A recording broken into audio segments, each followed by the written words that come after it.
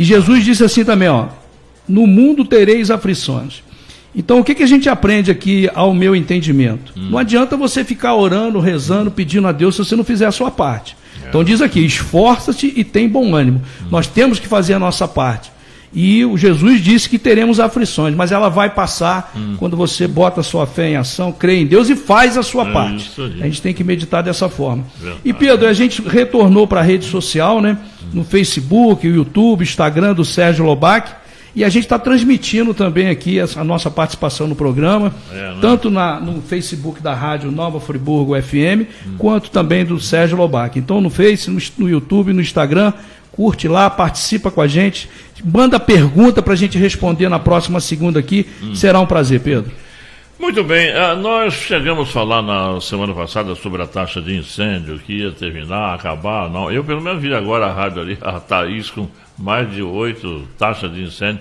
Cada sala dessa aqui tem que pagar, né? Que coisa, hein? É um absurdo, realmente, né? Isso foi uma pergunta da senhora Marileia do Centro na semana passada.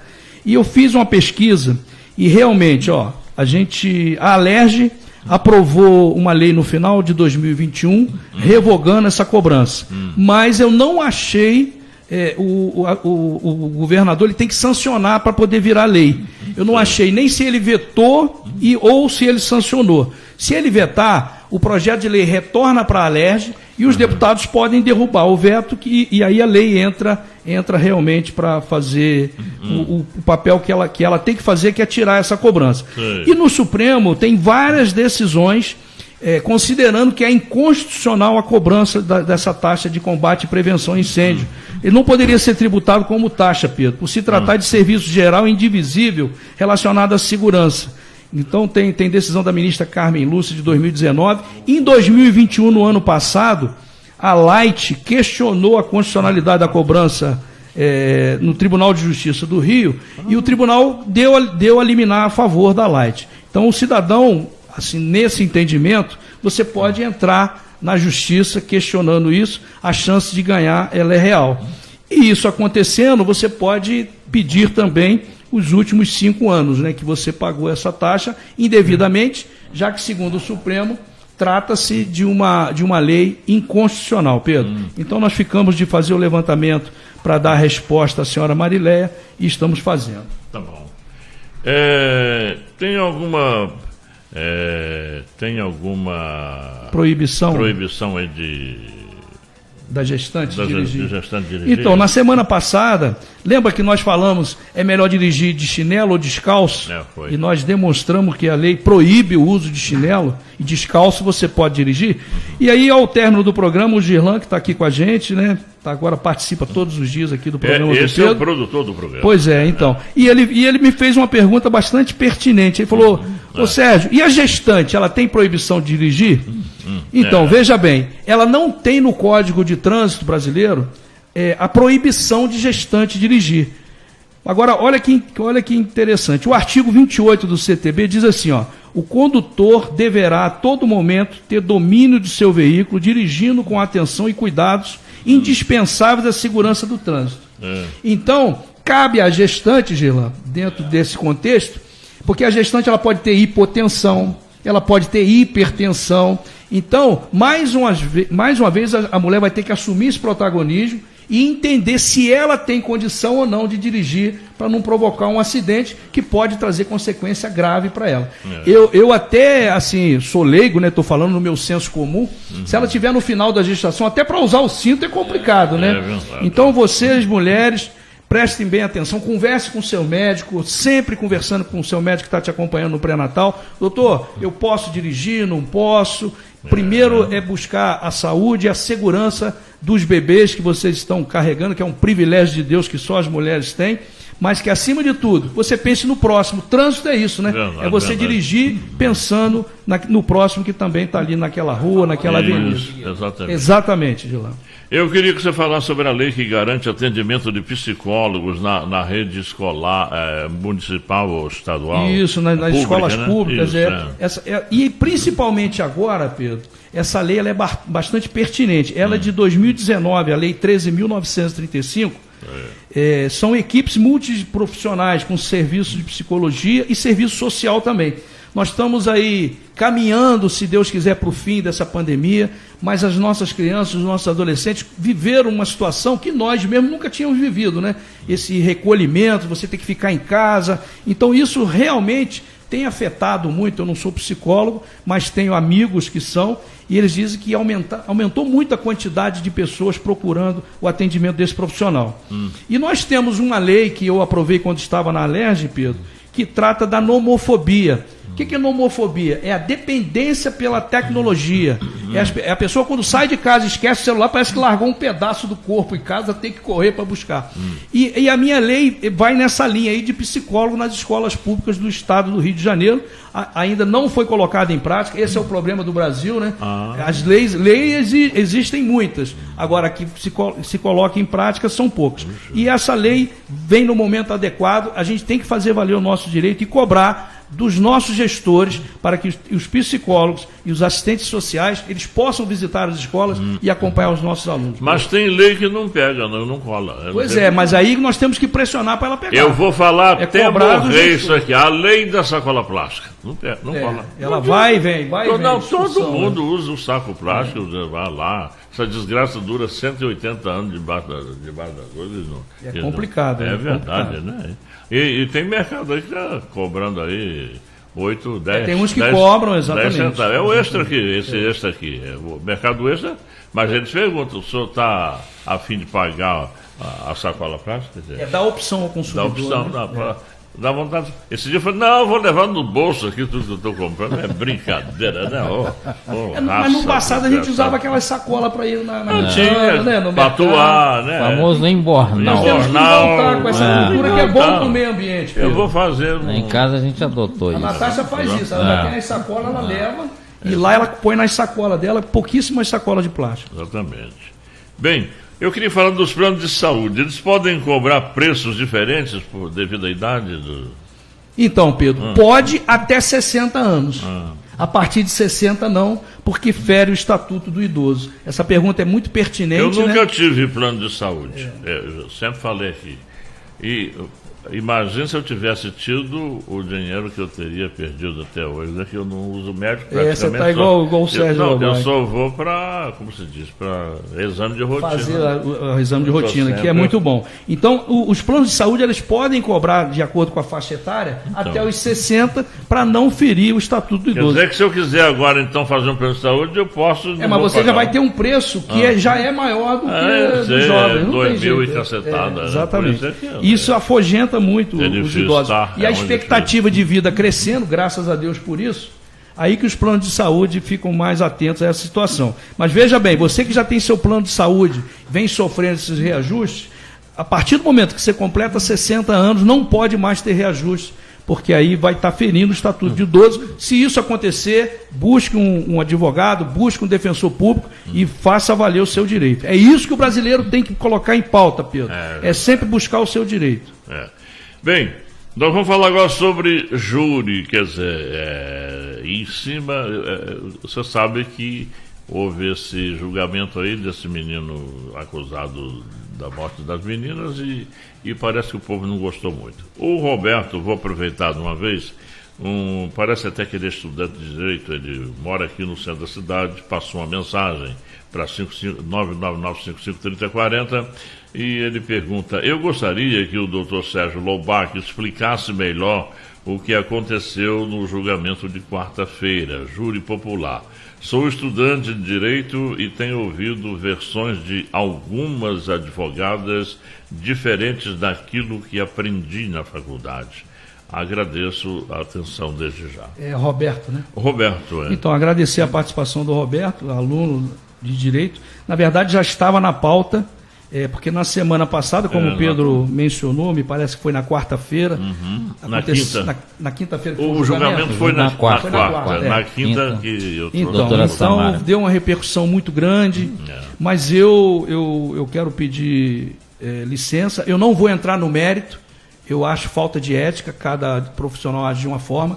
Agora, eu vou explicar para você entender como funciona o júri popular. Porque essa que é a grande dificuldade que a população tem que ir até Até se justifica, né? Quem tem que entender isso são os operadores do direito.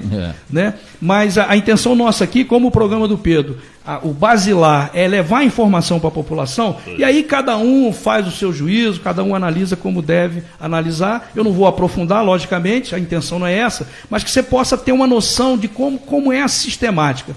O que ocorreu foi uma coisa grave, realmente. Eu mando meus sentimentos, sinceros sentimentos, aos familiares das vítimas, aos amigos, a gente entende isso, mas eu não vou entrar no mérito se deveria ser aquele resultado, se não deveria, não cabe a mim.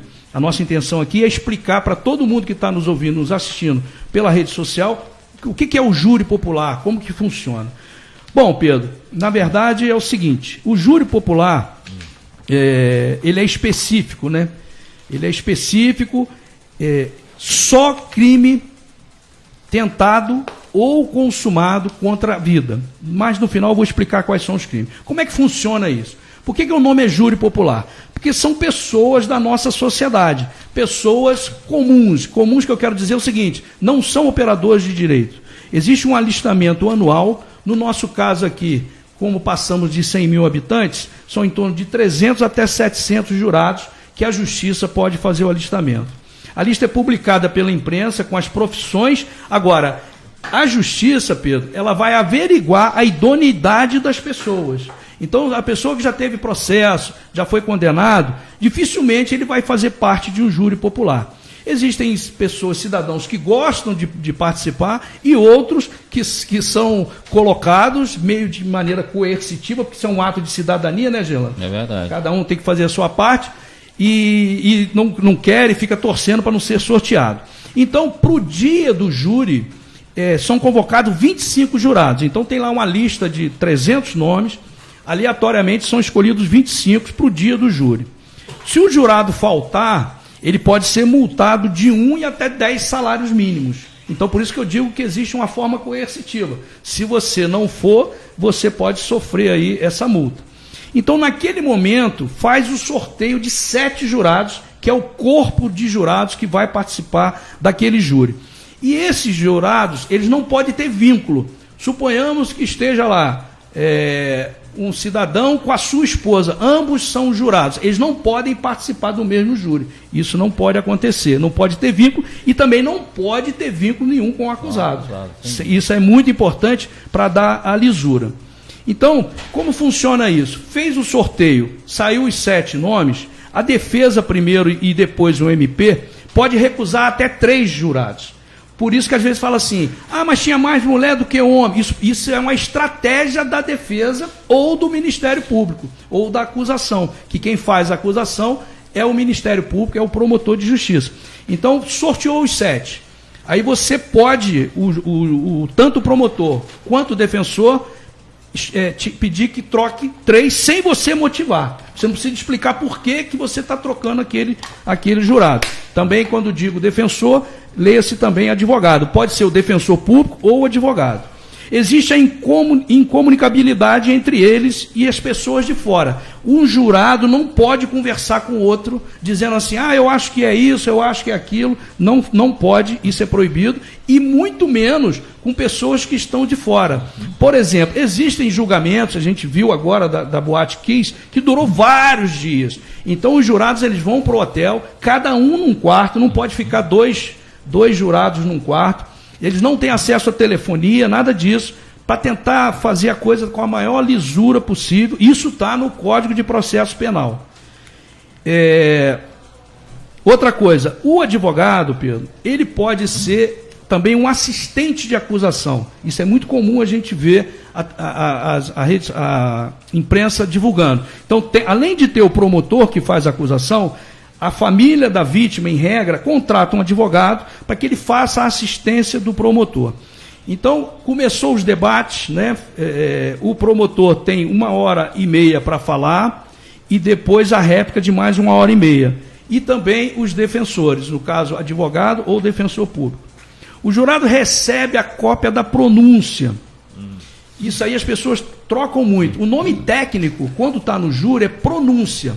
A denúncia que o Ministério Público faz, antes vai ter uma audiência de instrução para poder ver se aquele crime, se aquela situação vai ser julgado por um juízo ou vai para o tribunal do júri. São coisas distintas. Antes de ir para o tribunal, vai ter essa audiência para ver se realmente aconteceu um crime contra a vida, e ali o jurado que vai escolher. E eles vão responder aos quesitos que será feito pelo juiz. Então, veja bem, já sorteou lá, tem os 7 jurados, fala o Ministério Público, fala o defensor ou o advogado, 1h30 com réplica para cada lado. E aí o jurado tem acesso também a essa denúncia do Ministério Público. Ele vai acompanhando o que está ali nos autos. Se ele pede essa cópia, é um direito do jurado. É importante que o jurado acompanhe. Por quê, Pedro? O jurado, ele não pode, na hora de decidir, eu ouvi falar que foi assim, eu vou julgar dessa forma, eu vi na televisão. O jurado, ele tem que ir de acordo com aquilo que está nos autos. A gente costuma dizer no direito que o que não está nos autos não existe no mundo do direito. Aquilo que ouviu falar, disse-me disse, não cabe. E nem um pré-julgamento que normalmente ele pode estar levando. Por isso que muitas das vezes, lá no caso da Boate Kiss aconteceu isso, Pedro. A Boate Kiss não era em Porto Alegre, mas o júri foi em Porto Alegre. Chama-se desaforamento, porque você tem um clamor popular muito grande, já naquela cidade. Naturalmente as pessoas vão ser condenadas porque já existe esse pré-julgamento. Então chama-se tecnicamente de desaforamento, que em regra é a defesa que pede, para que justamente esse julgamento seja o mais isento possível. Então o primeiro quesito formulado, a materialidade do fato. O que é materialidade? O fato aconteceu realmente? A pessoa morreu? Morreu. Houve um homicídio? Houve. Então essa é a materialidade do fato. O segundo quesito é a autoria ou participação. Foi esse réu que está aqui, foi ele que matou, ficou claro para o júri que foi ele? Não, ele ajudou, ele segurou a pessoa para o outro desferir um tiro, ou então uma facada e indo a óbito. Então o jurado vai responder isso, sem entrar em detalhe. Se o acusado deve ser absolvido, é o terceiro item. Se existe causa de diminuição de pena, e as circunstâncias qualificadoras e de aumento de pena. Porque existem circunstâncias que ela pode qualificar o crime, existe homicídio que não é qualificado. Por exemplo, o feminicídio já é um homicídio qualificado. Então a circunstância é pior para o réu. Então, esses são os quesitos que os jurados vão julgar. Então, tem mais coisa para falar aqui? Deixa eu ver. Se o item 1 ou 2, ou seja, a materialidade ou a autoria e participação, 3 jurados entenderem que não aconteceu, não vai ver nem os outros votos e o acusado vai ser absolvido. Então agora eu vou falar dos crimes que vão para o júri popular. Homicídio, infanticídio, que é matar criança, né? O aborto, a instigação ao auxílio ao suicídio, e aí, que está muito em evidência agora, o feminicídio. Né? O feminicídio é o que eu disse, é um crime qualificado, que é praticado contra as mulheres, e é crime hediondo. Agora, a imprensa, Pedro, ela confunde muito. Uma coisa é feminicídio, outra coisa é femicídio. Por quê? Femicídio, a vítima não tem relação nenhuma com o algoz. O camarada está dirigindo o carro dele. Aí uma mulher que ele nunca viu na vida dele amassou o carro dele. O brasileiro adora carro, né? Dá a vida por um carro. Aí sai, começa a discutir, dá um tiro. Isso não é feminicídio. É femicídio. É femicídio. É um homicídio de mulher.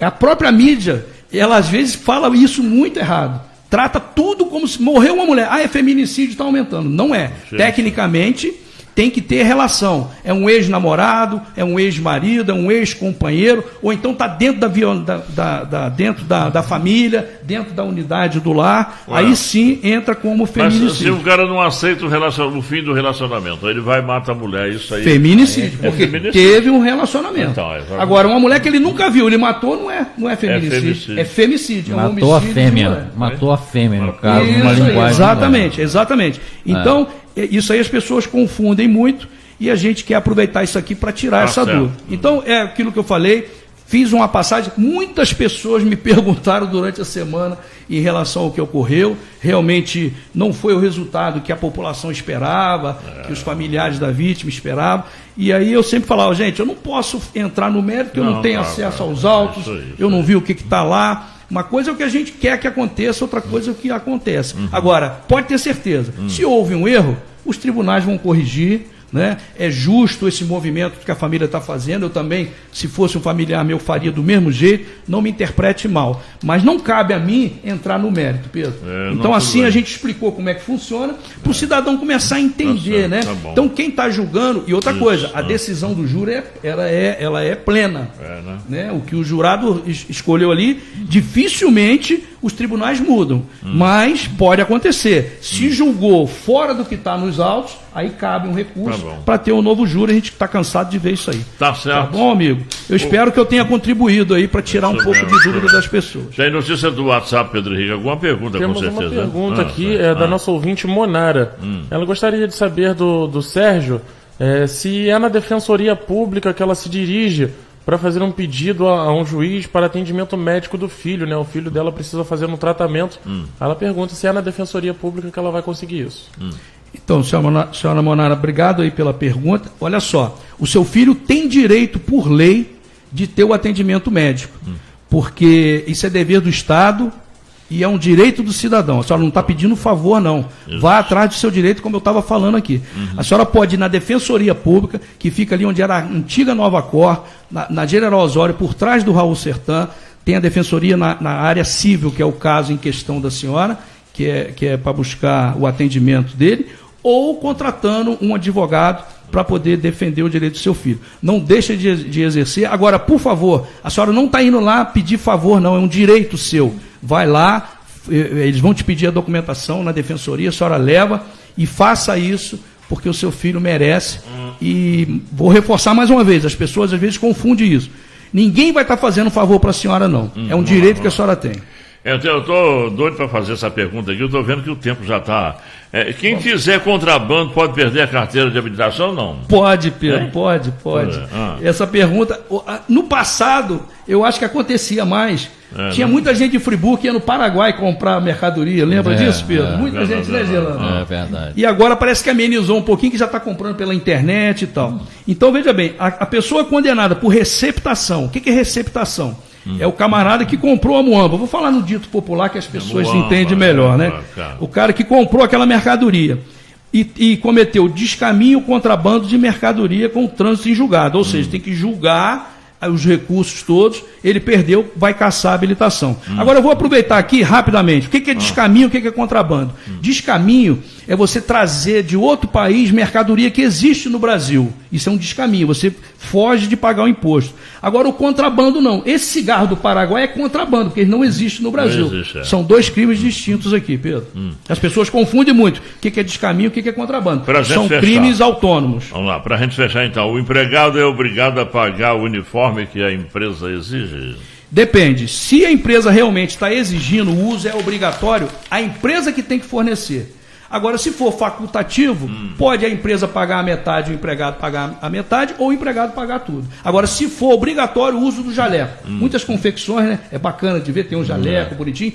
Se aquilo ali for uma obrigatoriedade, é a empresa que tem que doar, não sai do bolso do empregado, Pedro. E pagar a sacola, a gente é obrigado a pagar a sacola? Pois é. É uma discussão, né? Porque se o mercado doar, ele vai atrair mais clientes. Aí é questão de saber lidar com essa situação. O importante é a gente todos... Ontem aquela matéria do Fantástico, né, que vocês até comentaram aqui, começa no Pedro Osmar e vai para o Fantástico. Isso é muito bom, Pedro. O nosso lixo das confecções, a gente tem que dar um destino para ele. Agora, não as confecções pagarem, né, Pedro? O poder público tem que fazer o trabalho dele. Claro, é claro, nós trouxemos aqui aquela doutora. É a professora doutora Ana Cristina Moreira, que acompanha isso na UERJ. Ela, inclusive, falou sobre o destino final do lixo aqui em Friburgo. É verdade. Ela falou que é muito bem feito, né? Lá na usina tem a questão de reciclagem. É isso aí, porque isso aí vale dinheiro. Sem dúvida. E toda semana eu falo aqui, prefeito, ano que vem termina o contrato, prefeito. Será que eles vão deixar para a última hora e depois fazer um emergencial? Bom, se é que eu conheço bem essa raça, né? Tomara que eles mudem de atitude. Um abraço, então, meu irmão. Um abraço, muito obrigado. Um prazer estar aqui de novo, Pedro. Obrigado, Relan, obrigado. Está encerrado, então. Um abraço.